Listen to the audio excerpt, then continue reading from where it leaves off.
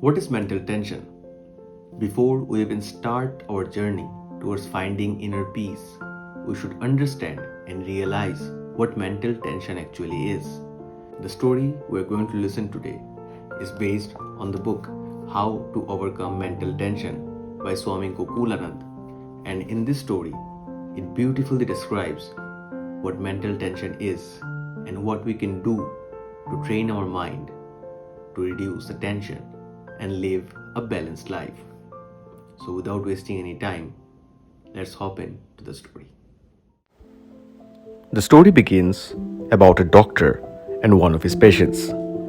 The patient used to lead a very hectic life. He was constantly busy as he wanted to do everything by himself. The results were predictable.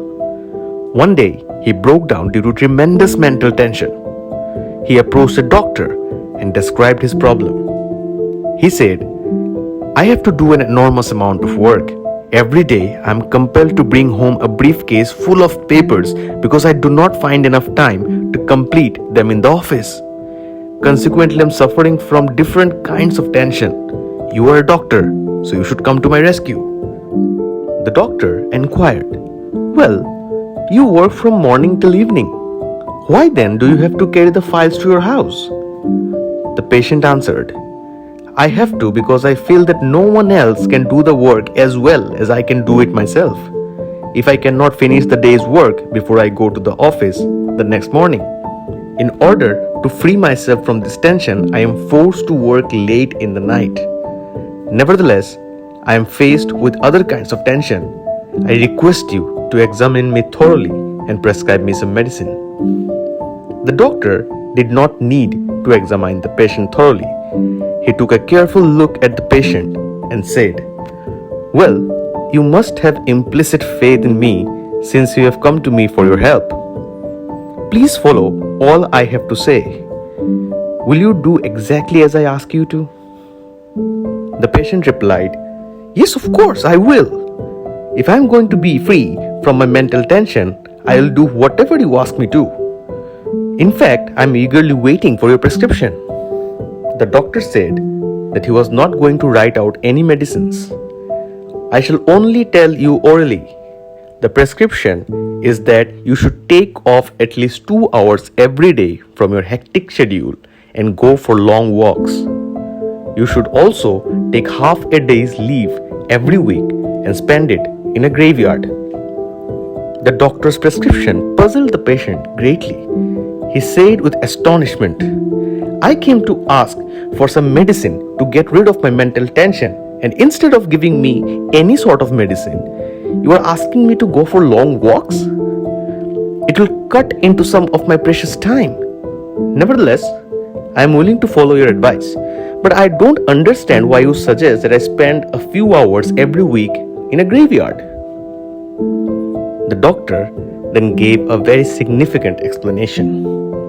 He said, "I want you to go to the cemetery and look at the gravestones of people who are there permanently, because by doing so, you will realize that death is a reality. You will meditate on the supreme fact of death. You will come to accept that the people buried there were like you before they died. They worked hard every day, all through their lives, thinking that the entire world rests on their shoulders. They too thought they were indispensable. When you die, you will also be buried among them, and others who take a walk in the cemetery will see your gravestone and have similar thoughts. Realize the fact that even if a person who is leading a very hectic life dies, the world goes on as before in spite of his absence." The patient, unlike many others suffering from stress, at least had the patience to listen to the advice and followed it too.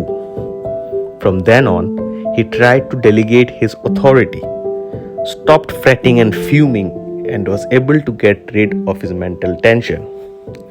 For the rest of his life, he led a balanced, integrated, and peaceful life. What did we learn from the story? We understood that it does not matter whether we are alive or we are dead.